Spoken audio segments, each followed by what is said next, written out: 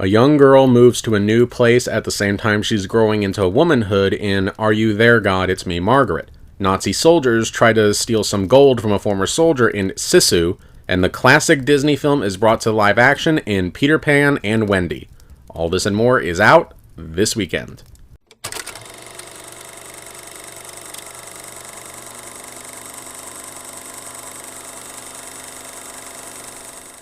Hello guys, and welcome to your one stop of reviews for major film releases in any given week. As always, I want to iterate these are my personal opinions, and feel free to check out any of the films that seem interesting to you. Alright guys, let's dive right in. I don't know if I want to do this, just that we're ready. Please God, let it be a lady.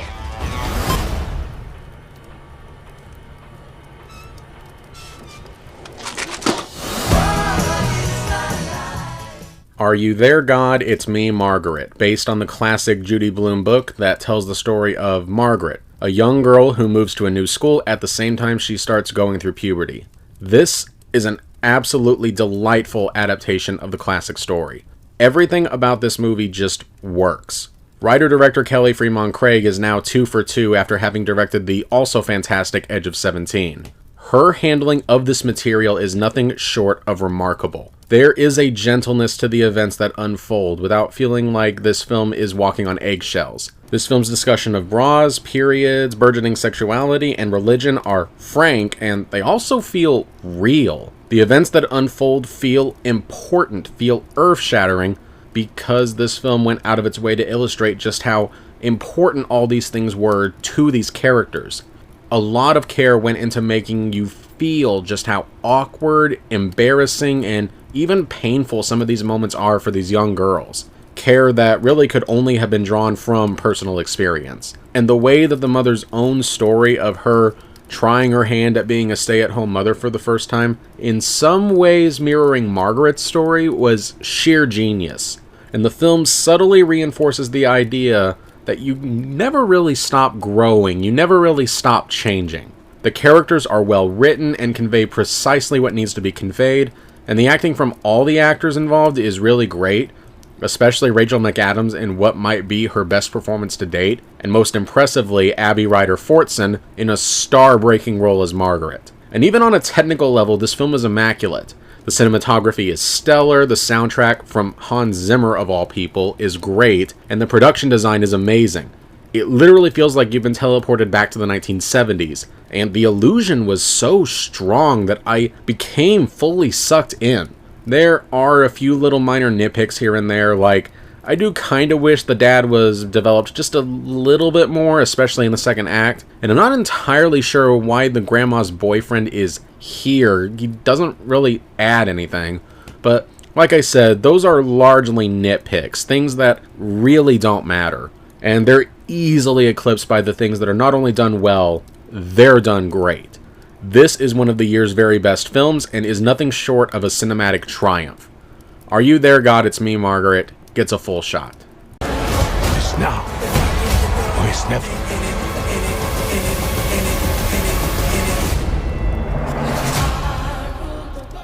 Big George Foreman, the miraculous story of the once and future heavyweight champion of the world, and yes, that is the full title, tells the life story of, well, Big George Foreman. From his upbringing, to his rise in boxing, to his downfall, to his conversion to Christianity following a near-death experience, to preaching, and then finally his rise in boxing once again.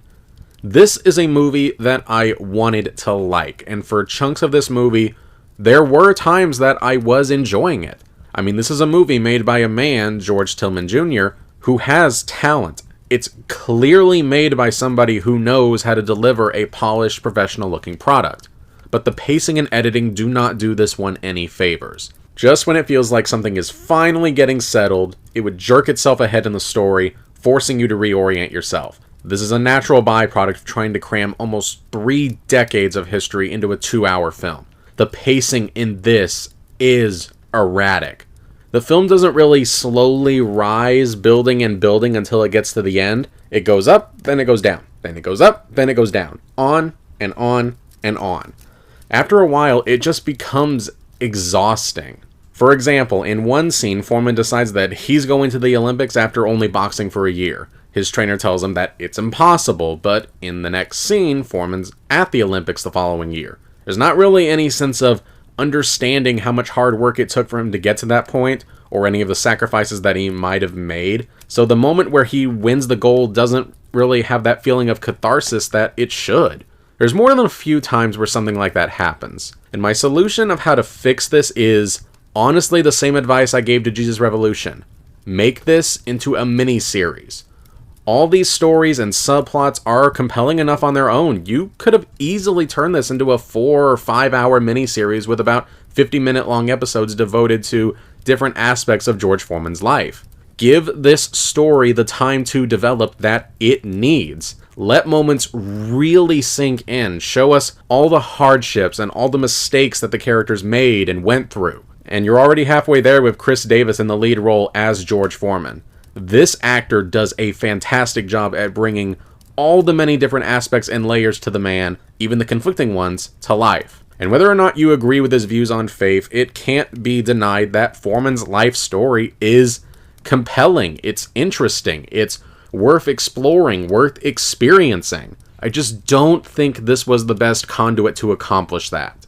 There are many individual scenes and character moments that did work really well. The powerful image of Foreman hitting a punching bag so hard that he knocks it to the ground, where in a moment of desperation he prays for the life of his sister and her newborn baby, and another where the reformed George temporarily lets his anger get the better of him as he tries to track down a man who wronged him before managing to stop himself. Again, these aren't bad moments. Some of them are even poignant. But the presentation of everything else surrounding them and the decision to try to be an all-encompassing look at Foreman's life was well-intentioned, but perhaps just a little bit too ambitious for its own good. Big George Foreman gets a semi-reluctant, but necessary, half-empty shot. This is not about who's the strongest. This is about not giving up. We have a word for that in Finland. Sisu tells the story of an ex-soldier who discovers some gold out in the middle of nowhere. He makes the journey to the big city so that he can deposit them at the bank, but crosses paths with a group of Nazi soldiers who want his gold. But unfortunately for them, they messed with the wrong man. There is exactly one reason, and one reason only, to watch this movie, and that is to watch a man slaughter a bunch of Nazis in the most graphic, bloody, and messy ways possible. This is one of those movies that is very much aware that it is a movie. It's not worried about trying to suck you in with its compelling, complex characters or its impeccable production design. It's a film that thinks to itself, how can we make a movie where a character kills a whole bunch of people that we won't feel the least bit sorry for with the least amount of setup possible? And if that's what you're searching for, this film is perfect for you. It has some great action set pieces, some well-executed deaths and gore, including a couple of really nasty methods of killing that I've never seen before, which is saying a lot. Really, my biggest problem with this film is the pacing. It's quite a bit slower than I expected. And as such, it doesn't really feel like a full-blown movie. It feels more like a prologue to a larger story that could have been told in, 30 to 45 minutes. This movie, based solely on its presentation, is perhaps taking itself just a touch too seriously.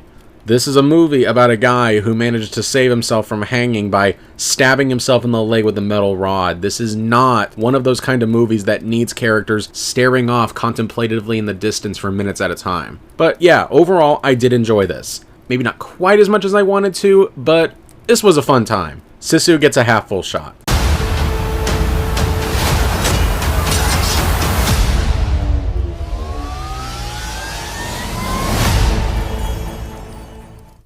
Pan Wendy tells the story of the young boy who never grows up, and the darling children who he whisks away to Neverland so that they never have to grow up. Okay, I have some good news and I have some bad news. The good news is that this is one of the top 10 Disney live-action remakes to date. The bad news is, yeah, this is still not that great. This is just so standardly executed. There is a machine-like quality to this film. It's one that functions just fine as intended, but the corporate hand behind it can be felt in nearly every scene. And I suppose I could point out how this is another one of the Disney live-action remakes where you just have to stop and wonder why Disney even bothered to pick this story in the first place. Because Peter Pan is one of those stories in which there are already so many different adaptations. and so many different interpretations of the characters. So to have Disney doing a live-action remake of it feels, I'm not gonna lie, largely pointless. But I mean, as far as pointless Disney live-action remakes go, this is the one that it feels like the least pointless remake. The acting's fine, the directing's fine, the story's fine, it flows fine. There's not a single element about this film that stands out, that makes you scream, see it. Everything is kind of on the same level of throughout the whole runtime. The only thing that stands out as being poor are the visual effects.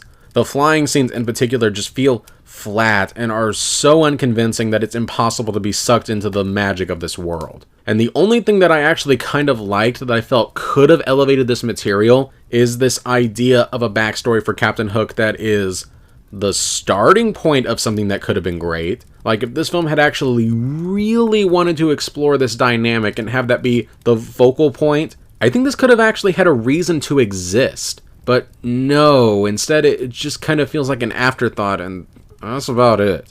If you have Disney Plus and your kids stumble across it, they might like it. It could be seen as a decent time waster, but, I can't tell people, check this one out. About the only thing this one has over the original is that this film's portrayal of Native Americans is more respectful than the cartoon. Yeah, not exactly a high bar. But if you want to watch a good live-action Peter Pan film, just go with the 2003 version. It's more imaginative, it flows better, and even the effects are better. But as for Peter Pan and Wendy, it gets a half-empty shot. And now here's a quick recap of the films reviewed this week.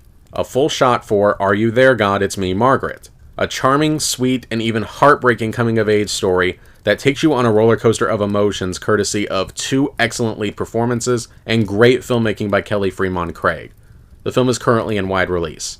A half-empty shot for Big George Foreman. A film that tells a really interesting story, several in fact, but never really gives the audience any time to let the events really sink in.